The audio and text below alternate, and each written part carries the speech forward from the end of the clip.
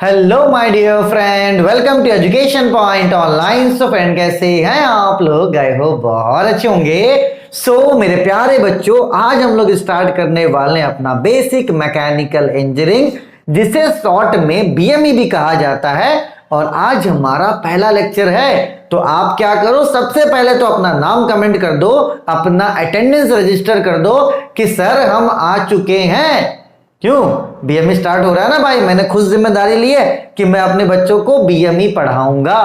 ठीक है, देखो अगर कोई इस वीडियो को पहली बार देख रहा है तो मैं उस वीडियो को बोलूंगा, नहीं वीडियो को नहीं, मैं उस बच्चे को बोलूंगा कि भैया लिंक डिस्क्रिप्शन पे है, आप जाइए पहले सिलेबस का वीडियो देखकर आइए, क्योंकि वहां पर हमने प्लानिंग को डिस्कस करा था कि क्या प्लान है, कौन सा चैप्टर कब पढ़ना है, कौन सा चैप्टर कैसे पढ़ना है, वो मैंने वहां पर डिस्कस करा था बेटा। देखिए, मैं ना चैनल को सब्सक्राइब करने बोल रहा हूं, ना मैं वीडियो को लाइक करने बोल रहा हूं। एक चीज चाहिए आपसे कि इस वीडियो को आप शेयर करो बेटा, क्योंकि बहुत अच्छे इंटेंशन से ये बैच स्टार्ट हो रहा है। मैं नहीं चाहता हूं कि इसके पुअर रिस्पॉन्स की वजह से ये बैच बंद हो जाए। पेड कोर्सेज मेरे बहुत बढ़िया चलते हैं। अगर मैं बीएमई का पेड लेकर आता हूं, मुझे पता नहीं बच्चे पैसा देके क्यों पढ़ना चाहते हैं। मेरे 2 फ्री कोर्सेज थे, दोनों बंद हो गए यार। और मैंने कंटेंट बड़ा अच्छा दिया उसमें, लेकिन पता नहीं बच्चों को क्या है कि मुझसे फ्री पढ़ने में मन नहीं लगता। तो भाई अभी अच्छे मन से मैं स्टार्ट कर रहा हूं, आप बस शेयर करो, बोलना मत भाई, सब्सक्राइब लाइक जो करना है, डिसलाइक करो, कोई दिक्कत की बात नहीं है, सिर्फ आप पढ़ो। ठीक है, चलिए बेटा, तो आप क्या कीजिए, सबसे पहले एक नई कॉपी खरीद लीजिए। आप एक मस्त नई नवेली कॉपी खरीदिए, और जो भी चीजें मैं पढ़ाऊंगा आप उसे क्या करना बेटा, उसका आप एक प्रॉपर सा नोट बना लेना। ठीक है, अब क्या होगा ना, जब एग्जाम का टाइम आएगा मैं क्या करूंगा, आपको बता दूंगा कि इंपॉर्टेंट क्वेश्चन क्या है। और मैं कोशिश ये करूंगा बेटा कि जितने भी इंपॉर्टेंट क्वेश्चंस हैं वो सारे आपको इस नोट्स में मिल जाए। तो बस इस नोट को पढ़कर चले जाना, आपका बेसिक मैकेनिकल इंजीनियरिंग क्लियर भी हो जाएगा। और एक विजन मैं लेकर चल रहा हूं कि कम से कम मेरा बच्चा फर्स्ट ईयर में 80% लेकर आए। इजी सब्जेक्ट है, मार्क्स भी उठाना भैया, ऑनर्स डिग्री चाहिए सबसे। बहुत उम्मीद से मैंने चीजें स्टार्ट करी आप लोगों के लिए, है ना। धोखा ना देना भाई कि अरे सर हम तो, हमसे ना हो पाया, ऐसा नहीं भैया। करना है होगा, करना है होगा। मुझे भी सर्दी है, इसी मुंह से बोल रहा हूं, इसी मुंह से सांस भी ले रहा हूं, बार बार पानी पीने की जरूरत पड़ रही है, बार बार रीटेक कर रहा हूं। लेकिन मैंने सोचा कि अगर बच्चों के सामने मैं पी भी लूंगा पानी तो क्या होने वाला है यार, पी लूंगा तो पी लूंगा, हूं प्रॉब्लम में, क्या कर सकते हैं। रोना नहीं है कभी भी। हिंदी मीडियम वाले बच्चे रोना नहीं है। क्या कमेंट करते हो, सर कुछ भी समझ में नहीं आ रहा, बोल मैं हिंदी में रहा हूं, सुन भी आप हिंदी में रहे हो, है ना। नोट्स बनाइए, सब कुछ होगा, धीरे धीरे होगा, घबराने की जरूरत नहीं है। ठीक है बेटा, चलिए तो आपको करना क्या है, जो भी मैं पढ़ाऊं बेटा उसका आपको नोट्स बना लेना है। आज हम लोग कौन कौन सा टॉपिक पढ़ने वाले हैं? आज हम लोग पढ़ने वाले हैं कि स्ट्रेस क्या होता है, स्ट्रेन क्या होता है, हुक्स लॉ क्या होता है, और आपका मॉडुलस ऑफ इलास्टिसिटी क्या होता है। ये 4 टॉपिक हम लोग आज पढ़ने वाले हैं। और एग्जाम में क्या है ना बेटा, इन 4 टॉपिक के कभी कभी डेफिनेशन पूछता है, और अगर डेफिनेशन नहीं पूछा तो वो क्या पूछेगा, वो पूछेगा आपका न्यूमेरिकल। तो आज पता हम लोग क्या करेंगे, आज हम लोग डेफिनेशन समझ लेंगे और न्यूमेरिकल के लिए क्या करेंगे, फॉर्मूले तैयार कर लेंगे, क्योंकि फॉर्मूला अपन को मस्त तैयार रहेगा। अगले क्लास में क्या करेंगे, न्यूमेरिकल कर लेंगे।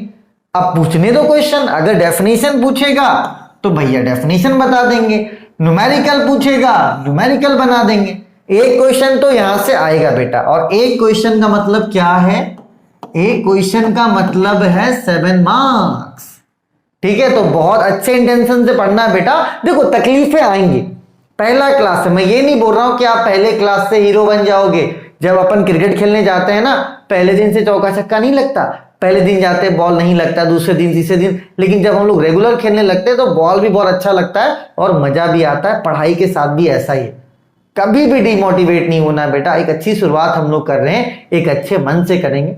अच्छी सी कॉपी बना लीजिए, अच्छे से पढ़िए, कोई भी दिक्कत होने वाला आपको नहीं है। ठीक है बेटा, चलिए सबसे पहले हम लोग ये देखते हैं कि हमारा, भैया बनाओ, स्ट्रेस क्या होता है। ठीक है, चलिए स्ट्रेस को जानने से पहले आप ये समझिए, जैसे मानो कि एक बॉडी है, पहले आप समझो, डेफिनेशन वगैरह सब कर लोगे, कोई दिक्कत की बात नहीं। मान लीजिए कि ये आपका एक बॉडी है, कुछ भी हो सकता है, और हम क्या कर रहे हैं, इस बॉडी में फोर्स लगा रहे हैं। ये हम क्या कर रहे हैं, बॉडी में फोर्स लगा रहे हैं बाहर की तरफ। देखो बेटा, जब भी हम किसी बॉडी में अगर फोर्स लगाते हैं ना, तो बॉडी क्या करता है, डिफॉर्म होने से पहले, जैसे कि ये पेन है, हम इसको खींच रहे हैं, ये टूटेगा, मुझे पता है, मैं ज्यादा खींचूंगा तो ये टूटेगा, लेकिन टूटने से पहले या तो फैलने से पहले, डिफॉर्म होने से पहले क्या करता है, बॉडी इस फोर्स को रोकता है। ऐसा नहीं कि मैं ये पेन है, मैं इसको खींचूंगा ये टूट जाएगा, नहीं, बॉडी क्या करेगा, इस फोर्स को रोकेगा। कैसे रोकेगा बेटा, इस तरफ जो फोर्स लग रहा है, इस तरफ के फोर्स को रोकने के लिए बॉडी इस तरफ फोर्स लगाएगा, और इस तरफ वाले फोर्स को रोकने के लिए बॉडी क्या करेगा, इस तरफ फोर्स लगाएगा। ठीक है, तो ये जो बॉडी फोर्स लगाता है, बॉडी के अंदर क्या है, बेबी नहीं बोलूंगा मैं, वाह भैया मेरा मुंह से निकल गया, पता चला आप लोग मीम बना के भेज दोगे दूसरों को, बेबी बोल रहे हैं थर्ड क्लास में, नहीं, बॉडी बोला मैंने, बेबी नहीं बोला। ठीक है, तो ये जो बॉडी है बेटा, ये क्या करेगा, रोकेगा। तो जो बॉडी रोकता है तो उसे बोलते हैं फोर्स ऑफ रेजिस्टेंस। क्या बोलते हैं, फोर्स ऑफ रेजिस्टेंस। फिर से एक बात आप क्लियर कीजिए कि अगर हम किसी बॉडी में फोर्स लगाते हैं तो सबसे पहले बॉडी क्या करता है, उस फोर्स को रोकता है, रेजिस्ट करता है। तो जो बॉडी फोर्स लगाता है रोकने के लिए, उसे हम लोग क्या बोलते हैं, फोर्स ऑफ रेजिस्टेंस। ठीक है, एकदम क्लियर है, बोलोगे यस सर, एकदम क्लियर है। ठीक है, चलिए, तो जो आपका स्ट्रेस होता है ना बेटा, स्ट्रेस जो होता है, stress is defined as force of resistance, जितना फोर्स बॉडी रेजिस्ट करता है, ठीक है, पर यूनिट एरिया। ठीक है बेटा, मतलब ये जो फोर्स ऑफ रेजिस्टेंस है, इसमें अगर एरिया को हम डिवाइड कर दें, एरिया को हम इंक्लूड कर दें बेटा, तो वही हमारा क्या होता है, स्ट्रेस होता है। ठीक है, चलिए, तो स्ट्रेस मतलब क्या, स्ट्रेस का मतलब हुआ फोर्स ऑफ रेजिस्टेंस अपॉन में आपका एरिया। अब बच्चे कमेंट करेंगे सर गलत है, आप हमें गलत पढ़ा रहे हो, हमारे सर ने क्या पढ़ाया है ना। जनरली कॉलेजेस में अपन क्या पढ़ते हैं, कॉलेजेस में अपन ये पढ़ते हैं कि ये जो आपका स्ट्रेस होता है, ये होता है फोर्स अपॉन एरिया। क्या होता है बेटा, फोर्स अपॉन एरिया। अब एक बात आप समझिएगा, मैंने आपको बोला कि अगर हमारे पास एक बॉडी है और हम क्या करते हैं, इस बॉडी को खींचते हैं, तो बॉडी क्या करता है, फोर्स लगा के, जो हम फोर्स लगा रहे हैं उससे वो रोकता है। ये अगर हम बॉडी को खींच रहे हैं, हम बॉडी पे फोर्स लगा रहे हैं, बॉडी क्या करता है, उस फोर्स को रोकता है। तो एक बात आप समझना बेटा, जितना हम बॉडी को खींचेंगे, जितना फोर्स हम लगाएंगे, वो उतना ही तो रोकेगा ना। ऐसा थोड़ी ना है कि मैं 2 न्यूटन का फोर्स लगा रहा हूं तो वो 4 न्यूटन का रोकेगा, नहीं। अगर मैं किसी को 2 थप्पड़ मारूंगा तो वो 2 थप्पड़ खाएगा। ऐसा थोड़ी है कि मैं किसी को 2 थप्पड़ मारूंगा तो वो 4 थप्पड़ खा लेगा, नहीं। जितना मैं फोर्स लगाऊंगा वो उतना ही रोकेगा। तो यहां से आपको एक बात ये पता चली कि जो फोर्स ऑफ रेजिस्टेंस होता है वो किसके बराबर होता है, वो बराबर होता है फोर्स के। समझो बेटा, हम तो बोलते हैं गिरो, उठोगे, समझ कर पढ़ो, मजा आ जाएगा। मैं बता रहा हूं ना, क्या है यार, नहीं समझ में आएगा एक दिन, कोई बात नहीं, आएगा, आज नहीं आएगा, कल आएगा, कल नहीं परसों आएगा, है ना, कोई टेंशन की बात नहीं, समझ समझ के पढ़ो। ठीक है, चलिए बेटा, तो फोर्स ऑफ रेजिस्टेंस की जगह अपन ने क्या लिख दिया, फोर्स लिख दिया। तो स्ट्रेस क्या मिल गया बेटा अपन को, स्ट्रेस मिल गया फोर्स अपॉन एरिया। ठीक है, तो अगर आपसे एग्जाम में क्वेश्चन पूछता है कि व्हाट इज स्ट्रेस, सबसे पहले क्या करना, आप ये फिगर बना देना। ठीक है, फिगर बनाने के बाद ये डेफिनेशन हो गया, है ना, डेफिनेशन देने के बाद ये 2 क्या हो गया बेटा, आपके फॉर्मूले हो गए। ठीक है, आप क्या करो, सबसे पहले इसको नोट करो। ठीक है, अभी और भी लिखना है, ऐसा नहीं भैया इतना लिखोगे बहुत, मतलब क्या बताएं, नंबर नहीं देगा। बोलोगे अरे सर मजे ले रहे हो, यार नहीं यार, मजे लेके पढ़ते हैं ना, क्या मतलब बनता है यार, मैं भी बहुत स्ट्रेस आउट हो रहा था यार, सर्दी है, पढ़ा नहीं पा, ठीक है ना यार, है तो है, पी लूंगा पानी, तुम्हारे सामने रखा हुआ, क्या दिक्कत है? उतना मैं बाबू सोना कब से बनने लगा। देखिए बेटा, अब आपसे यहाँ पे एक और पॉइंट आप लिखिएगा, वो क्या है बेटा, वो है यूनिट ऑफ स्ट्रेस, कि स्ट्रेस का जो यूनिट है वो क्या होता है। जैसे देखो बेटा, जो हम लोग, जैसे कि ये बॉटल है, इसमें पानी है, पानी लीटर में काउंट होता है, आपका जो वजन है वो केजी में होता है। उसी तरीके से स्ट्रेस किस में होता है ये आप समझिएगा। स्ट्रेस का फॉर्मूला क्या है, फोर्स अपॉन एरिया। फोर्स का यूनिट होता है न्यूटन, ठीक है, और एरिया का क्या होता है बेटा, एरिया का होता है मीटर स्क्वायर, ठीक है। तो यूनिट ऑफ स्ट्रेस पता है क्या हो जाएगा, यूनिट ऑफ स्ट्रेस हो जाएगा न्यूटन अपॉन में मीटर स्क्वायर, न्यूटन अपॉन में मीटर स्क्वायर। और न्यूटन अपॉन मीटर स्क्वायर को हम लोग पास्कल भी कहते हैं। क्या कहते हैं बेटा, पास्कल भी कहते हैं, ठीक है। चलिए ये हो गया ना, बोलोगे ठीक है सर, यूनिट ऑफ स्ट्रेस हो गया। अब बात करते हैं फॉर्मूले का, क्योंकि भाई न्यूमेरिकल भी तो बनाना है ना। चलिए, तो फॉर्मूला क्या है बेटा, फॉर्मूला आपको पता होना चाहिए। स्ट्रेस का होता है, stress is equals to force upon में एरिया, ठीक है। स्ट्रेस को डिनोट करते हैं हम लोग सिग्मा से, है ना, ये सिग्मा है, मतलब गिरा हुआ 6। फोर्स को डिनोट करते हैं पी से, और एरिया को डिनोट करते हैं ए से। तो यहां पर एक फॉर्मूला आपको मिल गया, sigma is equals to P upon A. ये आपका क्या है बेटा, ये है आपका फॉर्मूला नंबर 1, ठीक है। तो अगर आपसे एग्जाम में पूछता है व्हाट इज स्ट्रेस, आप सारी चीजें लिख देना कि स्ट्रेस होता क्या है, स्ट्रेस का यूनिट क्या होता है, स्ट्रेस का फॉर्मूला क्या होता है, ठीक है। चलिए, तो आई होप ये बात आपको समझ में आया होगा। और अगर थोड़ा बहुत भी समझ में आ रहा है ना, घबराओ मत, एक बार मैं नाम में समझा, मैं पता वही कोशिश कर रहा था, बहुत ज्यादा बोल रहा था, बहुत ज्यादा एग्जांपल्स ले रहा था, नहीं, ये एक बार में आने वाली चीज नहीं, धीरे धीरे सब कुछ होगा, सब कुछ समझ में आएगा, घबराने की जरूरत बिल्कुल भी नहीं है ना। मैं अभी ओवर थिंकिंग कर रहा था कि अरे यार बच्चों को समझ में आएगा कि नहीं आएगा, ऐसा कुछ नहीं, बच्चों को सब समझ में आएगा। लास्ट में अपन क्या करेंगे, रिकॉल कर लेंगे, कुछ नहीं। देखो, स्ट्रेस पढ़ लिया अपन ने, क्या होता है बेटा स्ट्रेस, फोर्स अपॉन एरिया को हम लोग क्या कहते हैं, स्ट्रेस कहते हैं। अब बात करते हैं स्ट्रेन का। देखो, स्ट्रेन की बात करने के लिए बेटा फिर से हम लोग क्या करते हैं, एक बॉडी को लेते हैं। जैसे मान लो हमने ये बॉडी ले लिया, ठीक है, और इस बॉडी पे क्या किया, मैंने फोर्स लगा दिया। ये देखो बाहर की तरफ मैंने क्या किया, मान लो पी फोर्स लगा दिया। अब जैसे कि ये पेन है बेटा, है ना, हम क्या करें, इसको खींच रहे हैं, तो सबसे पहले तो ये क्या करेगा, रोकेगा, है ना, ये क्या करेगा बेटा, सबसे पहले रोकेगा। लेकिन रोकेगा कब तक बेटा, जब तक इस बॉडी की टेंडेंसी है ना, ये जब तक रोक सकता है तब तक रोकेगा। उसके बाद ये क्या होगा बेटा, उसके बाद ये डिफॉर्म हो जाएगा, मतलब कि फैल जाएगा, है ना। जब भी हम लोग किसी बॉडी में फोर्स लगाते हैं, सबसे पहले क्या होता है बेटा, रेजिस्ट होता है, उस फोर्स को रोका जाता है, और जब तक रोक सकता है तो रोकेगा, उसके बाद क्या होगा, ये बॉडी फैल जाएगा, ठीक है। तो यहां पर एक बात आप समझना बेटा, जैसे कि ये इसकी लंबाई L थी, हमने क्या किया, फोर्स लगाया। अब फोर्स लगाने के बाद क्या हुआ बेटा, इसकी लंबाई थोड़ी सी बढ़ गई, इतनी लंबाई क्या हो गई, इसकी बढ़ गई, तो ये हो गया आपका डेल L, ये आपका हो गया डेल L। तो यहां पे L क्या है, यहां पर L है आपका ओरिजिनल लेंथ,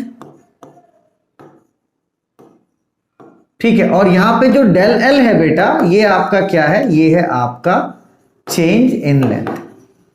मेरे बातों से आप फिर थोड़ा सा कनेक्ट होना, मैं आपको ये बोल रहा हूं कि अगर किसी बॉडी पे फोर्स लगता है, बॉडी इस फोर्स को सबसे पहले रोकेगा, लेकिन एक लिमिट है ना, ज्यादा लिमिट तक वो नहीं रोक सकता। उसके बाद रोकने के बाद क्या होगा, बॉडी वो फैल जाएगा। तो मैं आपसे ये बोल रहा हूं कि बॉडी की लंबाई L थी, है ना, फोर्स लगने के बाद क्या हुआ, ये बॉडी हमारा इतना लंबा हो गया, ये इतना क्या हो गया बेटा, लंबा हो गया बॉडी, ठीक है। तो ये आपका क्या हो गया, डेल L हो गया, मतलब कि चेंज इन लेंथ। देखो, तो अगर हम किसी बॉडी को खींच रहे हैं तो वो बाहर की तरफ फैलेगा, और अगर हम किसी बॉडी को दबा रहे हैं तो वो अंदर की तरफ जाएगा। देखो ऐसा होगा, अगर ये बॉडी है, हम इसको दबाते हैं तो ये क्या होगा, कंप्रेस हो जाएगा। मतलब यहां भी देखो बेटा, मैं चेंज की बात कर रहा हूं, चेंज में इंक्रीज भी हो सकता है और आपका डिक्रीज भी हो सकता है। तो फिलहाल उतना मत समझो, वरना पता चलो फिर बोलोगे सर कुछ समझ में नहीं आया, क्या पढ़ा है आप बोल सकते हो भाई, है ना। चलिए, तो स्ट्रेन पता है बेटा क्या होता है, स्ट्रेन होता है change in length, change in length upon में original length, change in length upon में ओरिजिनल लेंथ के रेशियो को ही हम लोग क्या बोलते हैं बेटा, स्ट्रेन बोलते हैं। क्या बोलते हैं, स्ट्रेन। ठीक है, चेंज इन लेंथ मतलब जितना वो बॉडी फैल गया, एल मतलब क्या बेटा, जिस उसकी ओरिजिनल लंबाई थी। ठीक है, तो change in length upon original length को ही हम लोग क्या बोलते हैं, स्ट्रेन बोलते हैं। ठीक है, इसकी यूनिट की बात कर लेते हैं। तो यूनिट यहां पर क्या होगा बेटा, यूनिट होगा, ये होगा यूनिटलेस। बोलोगे सर कैसे ये यूनिटलेस होगा? देखिए बेटा, चेंज इन लेंथ मान लीजिए कि ये बॉडी था 5 मीटर का, है ना, हमने क्या किया, फोर्स लगाया तो 1 मीटर ये और फैल गया। ठीक, मान लो बॉडी था 5 मीटर का, हमने क्या किया, फोर्स लगाया तो बॉडी 1 मीटर और फैल गया। ठीक है, तो यहां पर चेंज इन लेंथ कितना हो गया, 1 मीटर, और आपका ओरिजिनल लेंथ क्या हो गया, 5 मीटर। मीटर से मीटर क्या हो गया बेटा, कट गया, क्योंकि देखो ये रेशियो है और दोनों क्या, ऊपर भी लेंथ है और क्या है बेटा, नीचे भी लेंथ है। तो स्ट्रेन का कोई भी यूनिट नहीं होता है, स्ट्रेन का कोई भी यूनिट नहीं होता है। ठीक है बेटा, चलिए तो आप क्या कीजिए, सबसे पहले इसको नोट कीजिए, मैं फिर आपको लिखवा देता हूं फॉर्मूला, है ना, और रुकना, लास्ट में रिकॉल भी करेंगे और एक बार में समझ में आने नहीं वाला, इसलिए मैं ज्यादा आपको परेशान भी नहीं कर रहा। बोलोगे सर यार आप तो मजे ले रहे हो, मजे कुछ नहीं ले रहे। यहाँ देखो, स्ट्रेन को इस तरीके एप्सिलॉन से डिनोट करते हैं। ठीक है, ये आपका स्ट्रेन का सिंबल हो गया। चेंज इन लेंथ क्या था बेटा, डेल एल, और ओरिजिनल लेंथ क्या था आपका एल। ठीक है, तो ये आपका बन गया फॉर्मूला। कौन सा फॉर्मूला, फॉर्मूला नंबर 2।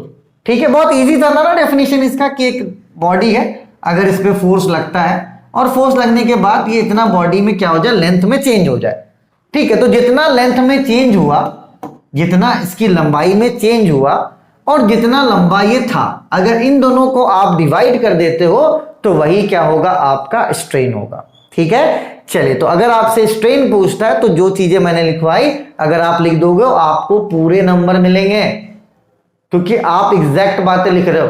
हाँ, समझ में पूरा नहीं आ रहा होगा, मैं ये फील कर रहा हूं, लेकिन धीरे धीरे चीजें सुधरेंगी, घबराओ ना बेटा, स्टार्टिंग है, स्टार्टिंग में कोई भी उतना परफेक्ट नहीं होता है। मैं पढ़ा रहा हूं, ठीक ठाक पढ़ा, लेकिन अभी क्या नहीं होना, it is a part of strength of material, 3rd semester BTech. लेकिन ये आपको पढ़ना कहा, अभी 1st सेमेस्टर में पढ़ना, तो मैं डरा नहीं रहा हूं, कोशिश करते हैं, मेहनत करते हैं, है ना। चलिए अब बात करते हैं हुक्स लॉ का। देखो यार, हुक्स लॉ क्या कहता है, हुक्स लॉ कहता है कि जो हमारा स्ट्रेस है, ये जो हमारा स्ट्रेस है, ये डायरेक्टली प्रोपोर्शनल होता है किसके, स्ट्रेन के। बस यही कहता है हमारा हुक्स लॉ।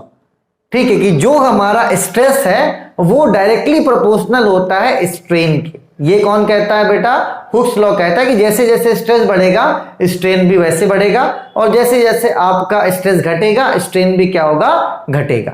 तो यहां पर क्या है बेटा, प्रोपोर्शनल का साइन है ना। तो अगर हम लोग इस प्रोपोर्शनल के साइन को इक्वल टू में करें, बराबर करना चाहे, तो हमें क्या लाना पड़ेगा, एक कांस्टेंट लाना पड़ेगा। ठीक है, चलिए तो यहां पर बात समझना, ये जो आपका स्ट्रेस है और स्ट्रेन को अगर हम बराबर करना चाहें, क्योंकि हुक्स भैया क्या कहते हैं, हुक्स भैया कहते हैं कि stress is directly proportional to strain. जो आपका स्ट्रेस है वो डायरेक्टली प्रोपोर्शनल होता है स्ट्रेन के। और आपको ये बात पता है कि अगर कोई डायरेक्टली प्रोपोर्शनल है और अगर उसको बराबर करना है तो हमें एक कांस्टेंट लाना पड़ता है। ठीक है, तो जब हम इसे बराबर करेंगे तो एक कांस्टेंट आएगा, और वो कांस्टेंट कौन होगा, वो कांस्टेंट होगा इलास्टिसिटी। क्या होगा भैया, इलास्टिसिटी होगा, है ना।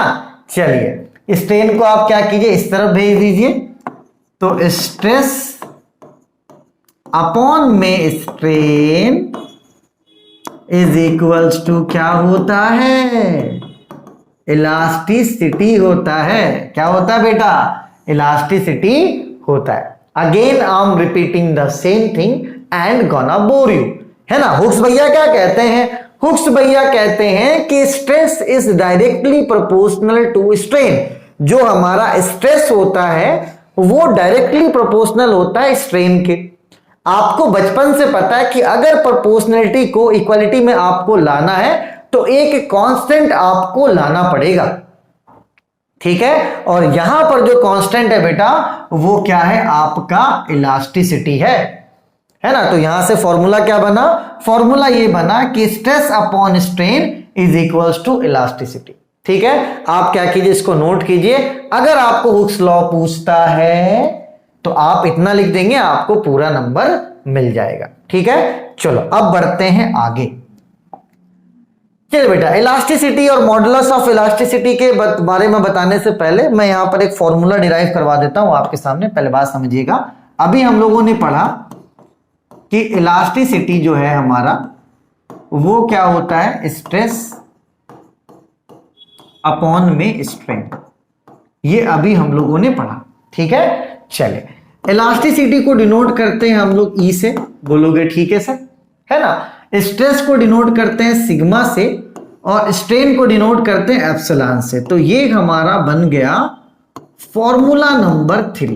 क्या बन गया, फॉर्मूला नंबर 3। क्योंकि देखो बेटा, न्यूमेरिकल करना, न्यूमेरिकल पूछता है तो न्यूमेरिकल के लिए भैया फॉर्मूला आना जरूरी है। फॉर्मूला ही नहीं आएगा तो न्यूमेरिकल कहां से करेंगे। फॉर्मूलेज तो मैं डिराइव भी कर रहा हूं, घबराना मत, थोड़ा टफ होगा लेकिन धीरे धीरे चीजें बढ़िया होंगी। ठीक है, ये अपन को मिल गया तीसरा फॉर्मूला, क्या, elasticity is equals to stress upon strain. ठीक है, चलिए अब इससे क्या करते हैं, चौथा फॉर्मूला भी डिराइव कर लेते हैं, है ना। तो चौथा फॉर्मूला के लिए क्या करेंगे, पुट कर देंगे स्ट्रेस के जगह पर P अपॉन ए, क्योंकि हमें पता है स्ट्रेस क्या होता है, P अपॉन ए। देखो यहां पर है ना, ये फॉर्मूला पहला था ना, स्ट्रेस क्या होता है, P अपॉन ए, और स्ट्रेन क्या होता है, डेल एल अपॉन एल। तो यहां पर क्या करेंगे, तो यहां पर क्या करेंगे बेटा, स्ट्रेस के जगह पे लिख देंगे P अपॉन ए और स्ट्रेन के जगह पर लिख देंगे डेल एल अपॉन में एल। ठीक है बेटा, चलिए तो E is equals to, stress की जगह पर क्या आ जाएगा, स्ट्रेस की जगह पर आ जाएगा P अपॉन ए और स्ट्रेन की जगह पर क्या आ जाएगा, डेल एल अपॉन एल। तो यहां पर क्या होगा बेटा, ये वाला इसके साथ मल्टीप्लाई हो जाएगा, ये वाला इसके साथ मल्टीप्लाई हो जाएगा, है ना। ये क्या करना, आप इलास्टिसिटी में ही लिखना है इसको, है ना, मतलब वो जो पहला वाला टॉपिक था ना स्ट्रेन, उसी में लिख लेना, कोई दिक्कत नहीं है। तो E इज इक्वल्स टू क्या हो जाएगा, देखो L से मल्टीप्लाई हो गया तो ये हो गया PL अपॉन में A डेल L। ठीक है, चलिए अब क्या करेंगे, डेल L को इधर भेज देंगे, E को इधर भेज देंगे, तो यहां से del L is equals to हो जाएगा PL अपॉन AE। और ये हमारा चौथा फॉर्मूला, ये हमारा कौन सा फॉर्मूला भैया, चौथा फॉर्मूला। कौन सा फॉर्मूला मिल गया, यहां पर मिल गया चेंज इन लेंथ का फॉर्मूला। तो यहां पर सारा डिनोशन आप लिख लो, डेल एल क्या है, डेल एल है चेंज इन लेंथ, है ना, ये आपका चेंज इन लेंथ का फॉर्मूला हो गया। P क्या है आपका, लोड बोल दो चाहे फोर्स बोल दो, कोई दिक्कत की बात नहीं है। L क्या है यहां पर आपका ओरिजिनल लेंथ, है ना। A यहां पर क्या हो जाएगा आपके लिए, A हो जाएगा एरिया और E यहां पर क्या हो जाएगा बेटा, इलास्टिसिटी। ठीक है, चलिए बेटा, तो यहां तक आप नोट कर लिए, 4 फॉर्मूलेज मैंने आपको बता दिए, है ना। और अगर आपसे बोला जाए कि भैया मॉडुलस ऑफ इलास्टिसिटी बताओ, तो बता इलास्टिसिटी क्या होता है। अगर आप किसी बॉडी को खींचते हो तो जो रिटर्न कर होने की टेंडेंसी है ना, देखो बॉडी को खींचे वो क्या हुआ, फैल गया। अगर हम छोड़ दें तो बॉडी अगर अपने ओरिजिनल पोजीशन पे चला जाता है तो टेंडेंसी टू रिगेन, अपने जो शेप को रिगेन करने का जो टेंडेंसी होता है बेटा, उसी को हम लोग क्या बोलते हैं, उसी को हम लोग बोलते हैं इलास्टिसिटी। बात फिर से आप समझो मेरा,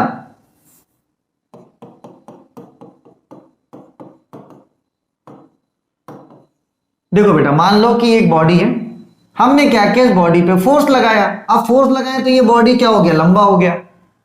जैसे हम अगर फोर्स को रिमूव करते हैं, हटा देते हैं फोर्स को, तो अगर ये वापस अपने ही पोजीशन पे चला गया बेटा, तो ये जो वापस जाने का जो टेंडेंसी होता है ना, उसी को हम लोग क्या बोलते हैं, इसी को हम लोग बोलते हैं इलास्टिसिटी। और इलास्टिसिटी का एक और नाम है, वो है आपका young modulus, young modulus of elasticity. ठीक है, या तो यंग मॉडुलस ना बोलकर क्या बोल देगा, मॉडुलस ऑफ इलास्टिसिटी। तो इसके लिए आप क्या रहे बेटा, तैयार रहें कि या तो इलास्टिसिटी बोले, या तो यंग मॉडुलस ऑफ इलास्टिसिटी बोले, या तो मॉडुलस ऑफ इलास्टिसिटी बोले। बेटा तीनों का मतलब वही है, ठीक है। चलिए, तो क्लास एंड करने से पहले हम लोग क्या करेंगे, आप इसको नोट कर लो, है ना। मॉडुलस ऑफ इलास्टिसिटी बोले, चाहे इलास्टिसिटी या तो यंग मॉडुलस, है ना। चलिए, इसका डेफिनेशन आप लिख लीजिएगा, कोई दिक्कत की बात नहीं है। छोटा सा रिकॉल करते हैं, क्लास को क्या करेंगे फिर हम लोग एंड करेंगे, है ना। बेटा देखो, पैनिक मत होना, बिल्कुल मत घबराना, अपन करेंगे, घबराओ मत, है ना। चीजें धीरे धीरे समझ में आती है, एक बार में नहीं आएगा। उसके लिए अगर 20% भी समझ में आ रहा है ना, समझो बहुत आ रहा है। मैं समझता हूं बच्चों को प्रॉब्लम का, मैं मैथ्स पढ़ाता हूं ना, प्रॉब्लम को समझ के ही पढ़ाता हूं। अभी मैं प्रॉब्लम डिस्कस कर रहा हूं कि अगर 20% भी आ रहा है ना, तो बहुत आ रहा है ना। गेन एग्जाम आने दो, फिर करेंगे उसके लिए भी प्रिपेयर, ठीक है। चलिए, थोड़ा सा हम लोग क्या करते हैं, थोड़ा सा कर लेते हैं रिकॉल, ठीक है। देखिए, सबसे पहले हम लोगों ने पढ़ा स्ट्रेस, ठीक है। तो स्ट्रेस के बारे में आपको बोला मैंने कि जो स्ट्रेस होता है वो होता है फोर्स अपॉन एरिया। यही बताया था ना, फोर्स ऑफ रेजिस्टेंस है ना, वो कंसेप्ट के लिए था, मैंने बता दिया। आप अगर इतना भी लिखते हो फोर्स अपॉन एरिया, आपको नंबर मिलेगा, घबराना नहीं, ठीक है। चलिए, उसके बाद मैंने इसका यूनिट बताया था, यूनिट क्या था, न्यूटन पर मीटर स्क्वायर, ठीक है। चलिए, उसके बाद मैंने आपको बताया था स्ट्रेन। अच्छा, स्ट्रेन में मैंने क्या बताया था, स्ट्रेन में मैंने ये बताया था कि बॉडी मान के चलो, अगर इसकी लंबाई L है, हम फोर्स लगाते हैं, फोर्स लगाने के बाद अगर इसकी लंबाई बढ़ जाए, ठीक है, ये क्या हो बेटे, इसकी लंबाई बढ़ जाए, तो ये जो लंबाई है इसको बोलेंगे डेल एल। तो यहां पर जो स्ट्रेन होता है वो होता है चेंज इन लेंथ, मतलब कि डेल एल अपॉन में ओरिजिनल लेंथ, इसका मतलब कि एल। तो ये आपका हो गया स्ट्रेस, फोर्स अपॉन एरिया, है ना। बॉडी क्या किया, बॉडी पहले रोका, बॉडी रोका, भैया रुक जाओ रुक जाओ रुक जाओ, लेकिन नहीं भैया, हम लोग फोर्स और बढ़ाते चले गए। बॉडी क्या होता है, फैल जाता है। जैसे मैं फैल गया हूं, अभी खाता हूं कुछ भी फैल जाता हूं, तो मैं पहले क्या करता हूं, रोकता हूं कि नहीं मुझे नहीं खाना है, फिर मैं खा लेता हूं, फिर मैं मोटे हो जाता, फैल जाता हूं। तो ये रोका, रोकने के बाद क्या हो गया, ये फैल गया।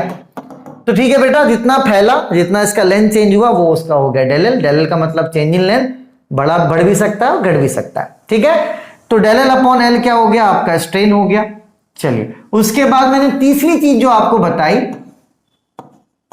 वो था आपका हुक्स लॉ। क्या था, हुक्स लॉ। हुक्स भैया ये कहते हैं कि जो स्ट्रेस है वो डायरेक्टली प्रोपोर्शनल किसका होता है, स्ट्रेन का होता है। ये कहा है हुक्स लॉ, ठीक है। तो हुक्स लॉ को कहने पे ही क्या हुआ, इलास्टिसिटी यहां पर आया है, क्योंकि प्रोपोर्शनल को अगर इक्वल में बदलना है तो एक कांस्टेंट यहां पर आता है। तो कांस्टेंट यहां पर क्या हो जाएगा, आपका ई हो जाएगा, मतलब कि इलास्टिसिटी, ठीक है। तो ये पहला फॉर्मूला यहां से मिला था, ये आपका दूसरा फॉर्मूला, इसको इधर भेज दो। तो stress upon strain is equals to elasticity, ये अपन को मिला था तीसरा फॉर्मूला, है ना। ये स्ट्रेस का फॉर्मूला हो गया, फोर्स अपॉन एरिया। स्ट्रेन का formula change in length upon original length. Elasticity का फॉर्मूला स्ट्रेस अपॉन स्ट्रेन। और एक लास्ट में फॉर्मूला मिला था डेल एल का, मतलब कि चेंज इन लेंथ का। वो क्या होता है बेटा, वो होता है आपका पी एल अपॉन में ए, है ना। P यहां पर आपका फोर्स है, L यहां पर लेंथ है, A यहां पर एरिया है, और E क्या है बेटा, आपका इलास्टिसिटी है। इलास्टिसिटी को ही यंग मॉडुलस ऑफ इलास्टिसिटी कहा जाता है, और मॉडुलस ऑफ इलास्टिसिटी भी कहा जाता है। कुछ भी बोल दे, है तो वही। अपने और अपनों का खूब ख्याल रखो। इन चार जो मैंने बताए हैं, इनका डेफिनेशन आप नोट कर लो। अब क्या करेंगे, अगले क्लास में हम लोग न्यूमेरिकल करेंगे, अच्छे मन से करेंगे, घबराना नहीं है ना। मुझे पता है कि देखो चीजें धीरे धीरे आएंगी ना, क्यों इतना पैनिक होना, सर आप घटिया पढ़ाते हैं हमको। नहीं, ऐसा कुछ नहीं है, अपन मेहनत कर रहे हैं, आप भी कीजिए, सब कुछ होगा। अगले क्लास में मिलेंगे जहां पर मैं प्रीवियस ईयर न्यूमेरिकल करवाऊंगा, कि देखो न्यूमेरिकल ऐसे पूछा जाता है, लेकिन अच्छे से पढ़कर आना, है ना। चलो उस दिन भी रिकॉल कर लेंगे, क्या दिक्कत है। चलिए, तब तक अपने और अपनों का खूब ख्याल रखें, गर्लफ्रेंड का भी रखें। Take care, bye bye, Tata.